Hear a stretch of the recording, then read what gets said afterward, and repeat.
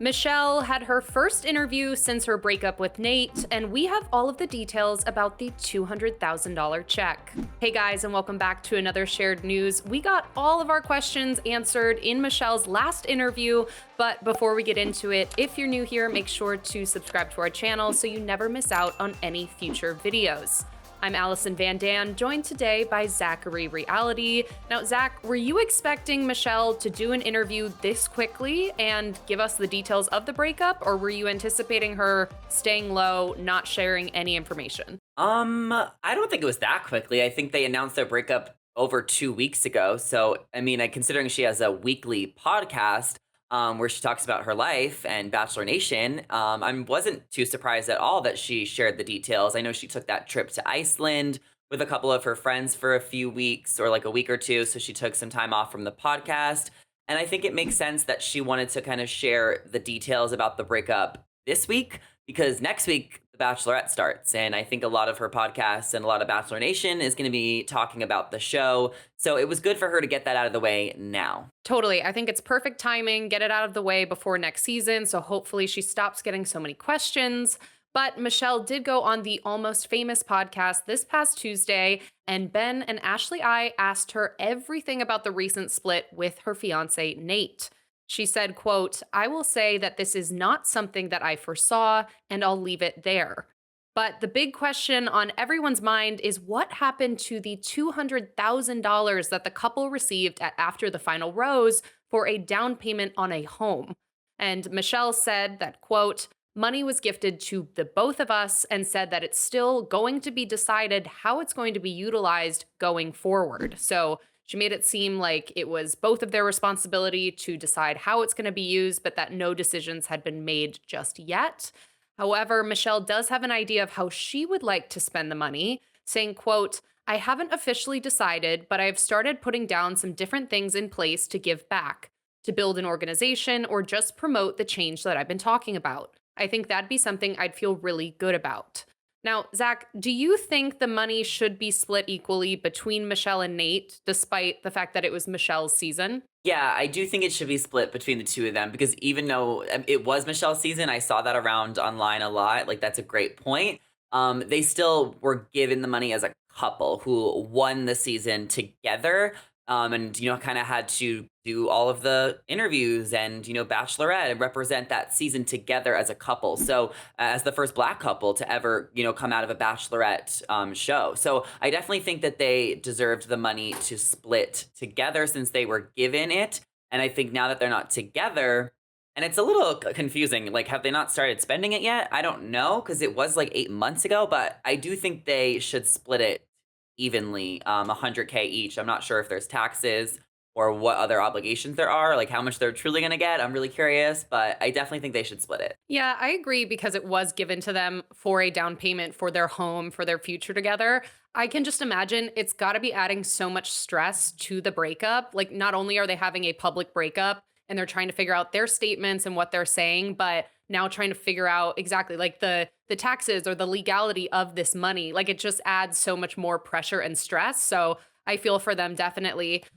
Speaking of, there's definitely been a lot You of feel for questions and them? pressure on well, yeah, I do. It's gotta be a stressful $200,000? time.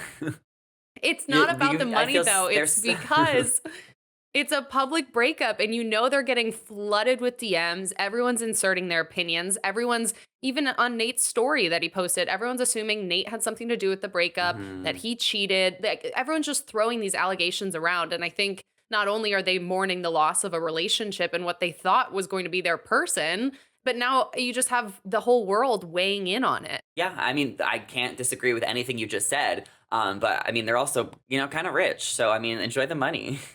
That's true. Zach is just focused on that 200K, but Michelle is not as dedicated to it as Zach is, because she even said on the podcast that she has been, quote, crying on the phone with one of the producers, asking if she could give the money to somebody else. So unlike Zach, Michelle wants nothing to do with this. She's really upset. She got very choked up even on the podcast, and she wants to give it to someone else. So Zach, I was wondering, you know this better than I do. When people get engaged on The Bachelor, there's all these rules about how long they have to be together to keep the ring, when they have to give the ring back. Do you think Bachelor Nation or, ABC should have put the same stipulations around this money? Are there rules on it? Now she's trying to give it away. What do you think that looks like of her talking Yeah. to producers about that? Yeah, so with the ring, you're supposed to give it back if you end up breaking up within 2 years, so I can definitely see Michelle giving the ring back, but this is the first time the franchise has ever given out money to a couple unless it was Bachelor Pad where money was originally involved. So it's a little confusing with the lines are definitely blurred. I definitely think there is something going on with the money behind the scenes. In regards to like how long the ABC wanted Michelle and Nate to stay together. And that's kind of where it gets confusing because we want to believe that they fell in love and it was a genuine love story and they tried to make it work. But we also know that Michelle is an ABC employee now. And, sometimes there are contracts that couples have to stay together, even if they're not actually together, just because they make so much money off of the couple, off of the pictures and everything. I mean, I remember Michelle and Nate, were doing a People magazine photo shoot at Wango Tango iHeartRadio like last month. And of course, those pictures got sold for so much money. So maybe they weren't happy together, but they got to make the money for ABC. So it is a little confusing. And it's just really confusing why they haven't gotten the money yet. Because Michelle said on the podcast that she wanted to maybe like give it to someone else. But it's just like, you already got it like 8 months ago. So it's like, did you not get the check? Like, did you not spend it until you were actually going to get that house? It seems a little unclear, and I don't know what's going on behind the scenes. Yeah, definitely. There's still a lot of questions being brought up even after she's kind of tried to clarify this. My guess would be that they did receive the check and they really were holding out hope that it would be for a house because I think if they would have made it work, if Nate would have moved to Minnesota, all eyes would have been on them for what house they bought, applying that money. People wanted that to be used for, their happily Mm. ever after. So my guess is maybe they've just either, put it in a savings account, put it in a different account and just been holding on to it. But I guess we'll see where it ends up going and what it ends up being applied to or where it's given, months or years down the line. But Mhm. other highlights of the interview included Michelle saying that the long distance relationship was really difficult with her being in Minnesota and Nate in Texas. And she also commented on her recent, resignation from teaching, saying that she was always planning on doing that even before recent events. So I think that was also a lot of misconceptions of did this have something to do with Nate or the breakup or them trying to make their relationship work, Mhm. but she said she was always planning on stepping away for a while. She's also added that she's leaning on family and friends to get through. You mentioned earlier, Zach, that she recently went to Iceland with Tia and Brooke. And she also said that, other Bachelorette alums such as Caitlin, Rachel Lindsay, and Becca have been helping her through the breakup. So I'm glad that she has those people to turn to. They've all been through the show, relationships being in the public eye. So I think what better people to go to for that. And something I want to circle back to is when they asked her if she saw the breakup coming. I feel like that's kind of a harsh question to ask someone who was so happily in love and clearly was so dedicated to the process and finding the one. And again, she said, I will say that this is not something I foresaw and I'll leave it there.